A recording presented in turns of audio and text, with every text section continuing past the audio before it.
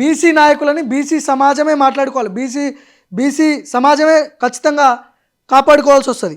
ఒకసారి వట్ట జాన యాదవ్ ఒకసారి మాట్లాడదాం. వట్ట జాన యాదవ్ సూర్యాపేట నియోజకవర్గం నుంచి టీఆర్పీ పార్టీ నుంచి ఆయన ప్రస్తుతం బీసీ ఉద్యమంలో చాలా చురుగ్గా ఉన్నాడు.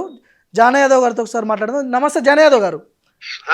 సార్ మీరు లైవ్లో ఉన్నారు. ఇప్పుడు డిసిసి అధ్యక్ష పదవి కైలాష్ నేతకి ఇవ్వడాన్ని సార్ వినిపిస్తుందా?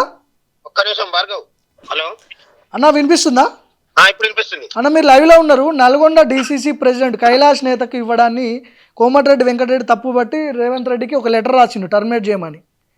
సో మీ పార్టీ తరపు నుంచి ఒక బీసీ నాయకుడిగా అక్కడ బీసీ నాయకుడికి అన్యాయం జరుగుతుందని చెప్పి రాష్ట్ర వ్యాప్తంగా చర్చ జరుగుతుంది. మీరు మీ స్టాండ్ ఏం చెప్పదలుచుకున్నారు దీని మీద? వాళ్లకు పోయే కాలం దగ్గర పడ్డది. ఈ నల్లగొండ జిల్లాలో మొత్తం రెడ్లే ఉండరు. మేమే మునగాళ్ళం, మేమే మొగోళ్ళం. ఇక్కడ మిగతా వర్గాలలో ఎవరు మునగాడు లేడు, ఎవరు మొగోడు లేడు అనుకుంటున్నారు. కానీ మా కైలాస్ నేత ఎంతలా మునగాడు ఎంతలా మొగోడు ఆల్రెడీ ఒకసారి చూపించిండు వీళ్ళకు. అయినా మళ్ళొక్కసారి మా బీసీ వర్గాలని కోక్కుంటా ఉన్నారు అగ్రవర్ణాలు. ఈ జిల్లాలో 12 నియోజకవర్గాలు ఉంటే 3 చోట్ల రిజర్వేషన్ పోతే 9 8 నియోజకవర్గాలు ఇవాళ ఈ అగ్రవర్ణ రెడ్డి నాయకులు మాత్రమే ఇవాళ శాసనసభలో ఉన్నారు. అంతేకాకుండా 2 పార్లమెంట్ స్థానాలు ఉంటే వీళ్ళకి ఎంత పొడుగు ఉంది, వీళ్ళకి ఎంత ఉంది, ఎంతలా ఉంది, ఏంది లేదు మాకు అర్థం కాటే. వీళ్ళ దమ్మేంది, వీళ్ళ ధైర్యం ఏంది? ఇవాళ చైతన్యవంతమైనటువంటి బీసీ సమాజం ఇవాళ మల్లన్న గారి నాయకత్వంలో 70 ఏళ్ళ నుంచి మాకు జరుగుతున్నటువంటి అన్యాయం మీద ఇవాళ అనేక సందర్భాల్లో గలమెత్తి ప్రజలందరూ చైతన్యమైనటువంటి సందర్భంలో కూడా ఇవాళ ఈ కోమటిరెడ్డి వెంకరెడ్డి గారు కైలాస్ నేతనే ఇవాళ నన్నేదో నన్ను తిట్టిండు కాబట్టి నా కుటుంబాన్ని తిట్టిండు కాబట్టి ఇవాళ అతను తీసేయాలంటే వీళ్ళ జాగీర్లా కాంగ్రెస్ పార్టీ అంటే వీళ్ళ జాగీర్లే అయితే వీళ్ళు మాత్రమే మిగులుతారల్లా. ఇక ఎక్కడ కూడా ఏ ఒక్క బీసీఎస్సీ వర్గాలు కూడా ఆ పార్టీలో ఉండే పరిస్థితి ఉండదు. అందుకనే రేవంత్ రెడ్డి గారు తీర్చుకోవాల్సినటువంటి సమయం వచ్చింది. కాంగ్రెస్ పార్టీ ఓన్లీ రెడ్ల పార్టీ అనుకుంటే మా వర్గాలన్నీ కూడా బయటకు వెళ్ళిపోయి మేమేం చేయాలో మా వర్గాలను ఎట్లా చట్టసభలకు పంపుకోవాలో చూసుకుంటాం. కానీ ఇంత అవమానం జరుగుతున్నప్పుడు రేవంత్ రెడ్డి గారు కానివ్వండి ఆ కాంగ్రెస్ పార్టీ స్పందించకుండా ఒకవేళ కైలాస్ మీద ఏదైనా యాక్షన్ జరిగితే ఈ రాష్ట్రంలో కాంగ్రెస్ పార్టీ జెండా కనపడకుండా పాతరేసేటటువంటి పరిస్థితికి ఇవాళ ఇక్కడ ఉన్నటువంటి బీసీ సమాజం అంతా కూడా సిద్ధమైంది. ఇవాళ బీసీలు వెనకడ బీసీలు కాదు, ఇవాళ చైతన్యవంతమైనటువంటి బీసీలు. భార్గవ్ ఓకే. ఇప్పుడు గతంలో కోమటిరెడ్డి వెంకటరెడ్డి మాట్లాడుతూ అక్కడక్కడ చెప్తుంటాడు, నేను మంత్రి పదవి రాజీనామా చేసిన తెలంగాణ కోసం, పార్టీ మాదే, మేము సీనియర్లో మేము చెప్పిందే నడుస్తుంది అని చెప్పి గతంలో రేవంత్ రెడ్డి మీద మాట్లాడిండు. రాజగోపాల్ రెడ్డి కూడా రేవంత్ రెడ్డి మాట్లాడిండు. ఇప్పుడు కైలాస్ నేత మాట్లాడింది తప్పైతే ఇద్దరు బ్రదర్స్ కూడా రేవంత్ రెడ్డి మీద చాలా వ్యాఖ్యలు చేశారు కదా, దాన్ని ఎట్లా చూడాలి మరి? రేవంత్ రెడ్డి మీద కాదు, పెద్దలు ఉత్తమ్ కుమార్ రెడ్డి గారి మీద మాట్లాడిరు. అదే విధంగా రేవంత్ రెడ్డి గారి మీద ఏమని మాట్లాడిరు, బుడబొక్కలోడు గంజెట్లోడు అని మళ్ళా మా జాతుల పేర్లు పెట్టి వాళ్ళని అవమానపరిచినటువంటి చరిత్ర వీళ్ళ కుటుంబానికి ఉంది.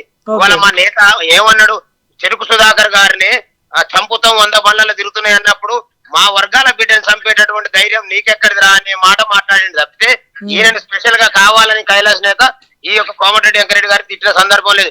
ఈయన చెరుకు సుధాకర్ గారి మీద చేస్తున్నటువంటి అఘాయిత్యానికి, చెరుకు సుధాకర్ మీద చేస్తున్నటువంటి దాడికి నిరసనగా మా వర్గాలు కాపాడుకోవాలి. కాబట్టి ఇవాళ మీరు 3 లేనటువంటి మీరు 3% లేనటువంటి మీరు ఇవాళ 8 మంది ఎమ్మెల్యేలు ఉంటారు, 2 ఎంపీలు ఉంటారు, ఇవాళ 3, 4 కార్పొరేషన్ చైర్మన్లు ఉంటారు. ఏమనుకుంటారు అంటారా, ఈ కాంగ్రెస్ పార్టీ మీ అయ్యా జాగిరి అనుకుంటారా?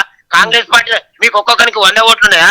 ఇవాళ మేము లక్షల ఓట్లు ఉన్నటువంటి మేము 90% పైనటువంటి మేము ఓట్లు వేస్తే మేము బిచ్చం ఎత్తపోయాలి. మీరు అసెంబ్లీలో పార్లమెంట్ లో కూర్చొని ఇవాళ మా వర్గాలను అవమానపరుస్తా అంటే ఖబర్దార్ చెప్తా ఉన్న నల్లగొండ జిల్లాలో రెడ్డిలను పొందబెట్టే సమయం ఆసనమైంది.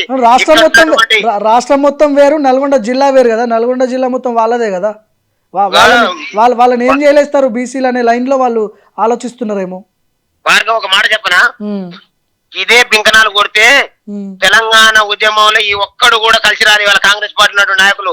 కాబట్టి తెలంగాణ రాష్ట్రాన్ని సాధించుకున్న తర్వాత 12కు 12 స్థానాలని తెలంగాణ రాష్ట్ర సమితికి అప్పచెప్పినటువంటి చరిత్ర ఇక్కడ ఉన్నటువంటి బీసీ ఎస్సీ ఎస్టీ వర్గాలది.